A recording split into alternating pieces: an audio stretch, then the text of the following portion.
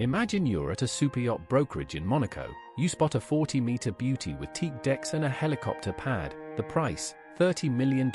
You don't sweat it, you just pull out a matte black card trimmed in real gold, right in the center. A certified, quarter-carat solitaire diamond catches the sun, the broker runs it, and it clears instantly. No frantic calls to the bank and no limit to worry about, because for this card, there is no limit. That's just a typical Tuesday for the roughly 200 people on Earth who carry the Dubai First Royale Mastercard. Welcome to the Card Concierge, where we unlock the doors to the world's most exclusive financial tools. Today, we're looking at how this card, and the massive financial machine behind it, actually came to be. To understand the Royal, you've got to understand what Dubai was trying to become. This wasn't born in a New York boardroom, it was born from sand and pure ambition. Back in 2000, Sheikh Mohammed bin Rashid Al Maktoum had a problem. The world saw oil, but he knew the oil was running out. The local banks were conservative and bureaucratic. One insider even said the sector was heavily overbanked but severely underserved. The institutions existed, but they weren't serving people well. Sheikh Mohammed saw that gap as a massive door. In October 2004, Dubai Holding was set up as the commercial arm of his vision. Its founder, Mohammed Al-Jergawi, later admitted they didn't even have a budget. They had to build a giant company with zero capital. He walked into banks for loans, not the government. He built a multi-hundred billion dirham empire on borrowed time. Under that umbrella, a smaller entity was spun out in 2007, Dubai First. Their mandate: don't be a bank, be the opposite. Where others said no or stayed slow, Dubai First would be instant and cinematic. To prove it, they built the most extraordinary card ever seen. The Royal launched in November 2007, but you didn't see ads for it. It launched with whispers. Ibrahim Al-Ansari, the CEO, knew that for the ultra-wealthy, exclusivity isn't a perk, it's the whole product.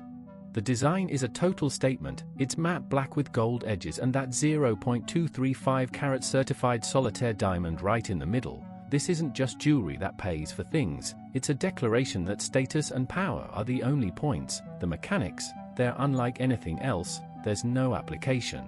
You can't call, you can't go online, and you can't walk into a branch. It's don't call us, we'll call you. Only about 200 people globally have one. We're talking ruling families from Dubai and Saudi Arabia and CEOs of sovereign wealth funds.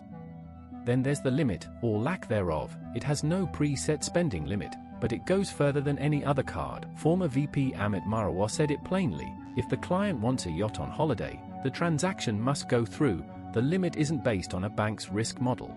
It adjusts to the person's spending history and wealth. They're underwriting a lifestyle. The benefits are basically a concierge for royalty. You get a dedicated relationship manager and a separate lifestyle manager available 24/7. This person can get you private jets, sold-out tickets, or tables at restaurants that don't take reservations. They even partnered with Quintessentially to make it happen.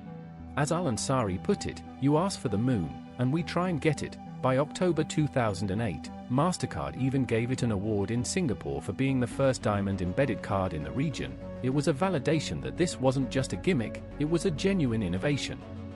But here's the thing, the story gets complicated. The Royal is a marketing tool as much as a financial one. The parent company was linked to the 2021 Pandora Papers, which alleged the use of shell companies to hide money. The card's extreme secrecy, undisclosed fees, and criteria is part mystique, but it's also opacity. Is it a criminal enterprise?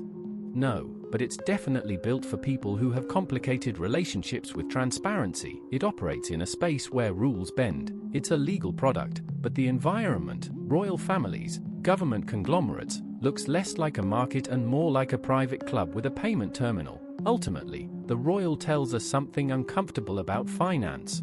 We like to pretend the system is democratic and inclusive.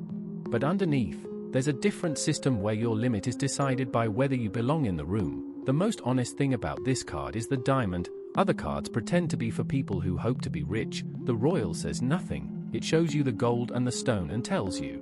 If you have to ask, the answer is no. It's a monument to financial distance. It makes 200 people feel like they own the world, and for them, they pretty much do. But let's be real, is a diamond in your pocket worth that much secrecy? If you want to master the game of credit and luxury travel, hit that subscribe button. Keep your status high and your access exclusive.